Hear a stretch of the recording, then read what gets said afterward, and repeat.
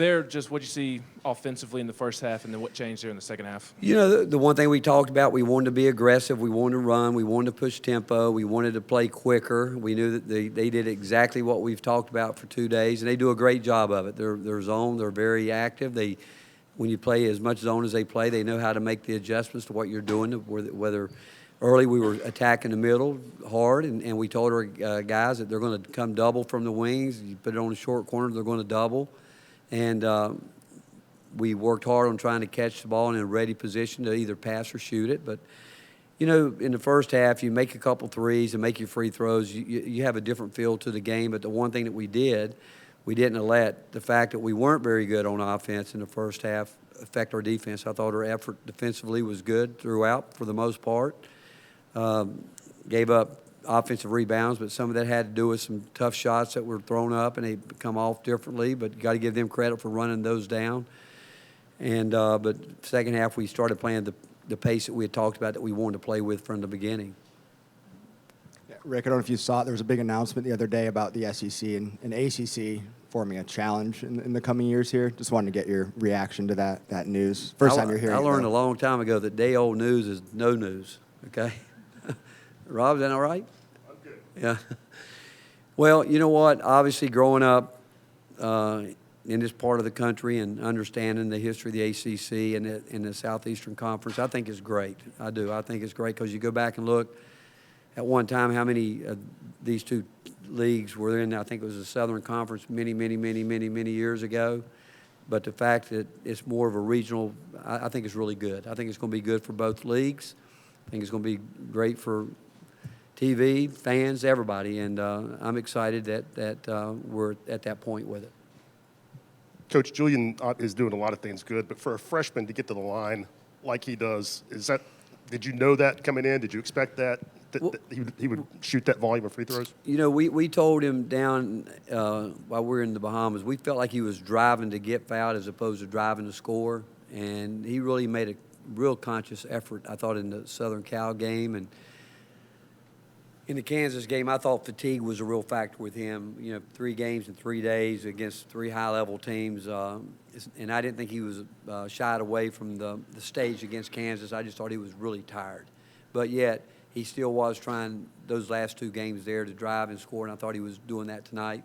I thought he missed a few shots tonight, again, with maybe fatigue a little bit. But I'm not surprised with what he does because he brings it every day. He's trying to get better. Is there any level of surprise with how locked in kind of consistently this team has been defensively so early in the season? Well, we've talked about our depth, and tonight, regardless of what the score was, we said, hey, you don't do your job, you're coming out of the game defensively.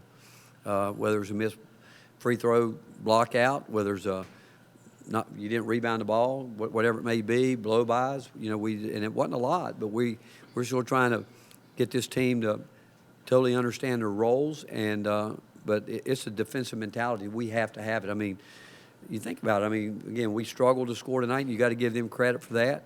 But I don't think it was so much struggling to score. It was with decisions. You know, our perimeter guys were, again, now they started putting too much pressure on our inside players. I mean, they had chances, and I said to them at halftime, if we were playing a game and we're running man offense and you had that look, would you take it? And they said, yes, well, you got to shoot the ball. And I mean, guys, when you get good looks at it, you got to shoot it. And the one thing we didn't want to do in our guards got us stagnant trying to throw the ball in there, and the guys were moving, but they don't have anything to do with it when they get it. And but the defensive mentality that we've had, and again, we've still got to get better. I will tell you that. I mean, I could tell you 18 offensive rebounds means there was 18 possessions. We didn't finish it. So we've got to obviously clean that up. How has Julian's defense and rebounding improved in the last couple weeks? It has, but I was on him hard tonight because I thought we had a couple possessions there where 4 guys, we'd have had a 5-second count if he'd have played hard 1 more second. I mean, that's where he's got to continue to grow and understand that when we got, especially when you got Santi and Shaq and Zakai out there, and Tyree, you know, and he's at the 4. He can't be the guy they can bail out to, but he'll learn that because, again, he's a great teammate, And he knows that, again, he set the bar high for himself, and we certainly have a high bar for him. But he's learning, I think, probably more than anything, how to deal with cardio toughness, probably as much as anything.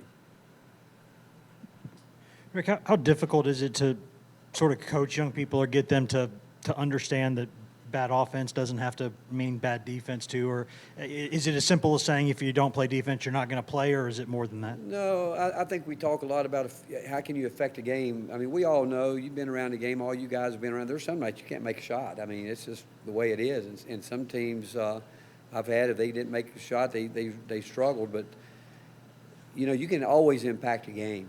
You always can by doing your job, details, creating something.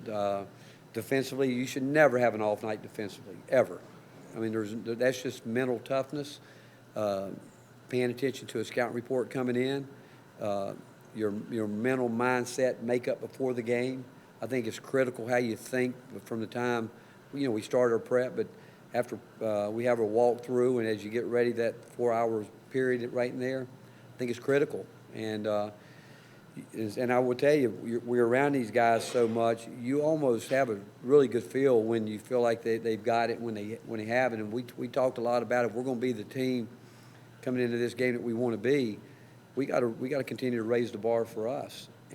But there are certain things that are non-negotiable. There really is. If they don't do certain things, they know they're coming out of the game on certain things. They do, and because some of that is non-negotiable. Coach, just what can you say about Jonas's presence inside? Seems like most of the shots that go up seem to be altered. He's getting better. He's going to have to play quicker with the ball. And I told him, I said, hey, when you're out there with 4 guards, we don't need a 5th jump shooter. We need somebody to come in here and do something close to the rim. And, I mean, he's a factor on defense close to the rim. He should be a factor on offense close to the rim. But he's got to get off his feet quicker with the ball. And he's got to play quicker from his shoulders over his head. And but the way he affects things on defense around the rim, I think he should be that effective on offense too. Coach, you had 5 guys with 5 rebounds or more tonight. Is that how you think you're going to have to get it done on the glass? Well, I like that with every team. I mean, we tell them when that shot goes up, we expect a block out, but we expect pursuit of the ball. We got to go get it. We got to have, and then we've got sometimes 3 guys, 4 guys out there. If they get the ball, we're going to go with it, and as opposed to waiting for an outlet pass. But we want all 5 guys pursuing the ball every time that shot goes up.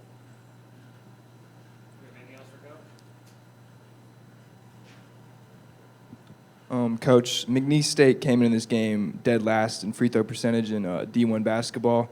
Does knowing that sending them to the stripe kind of doesn't have as bad as consequences as other teams would have, does that kind of change the aggression on the defensive side? Every time out, I said I want to continue to play hard without fouling.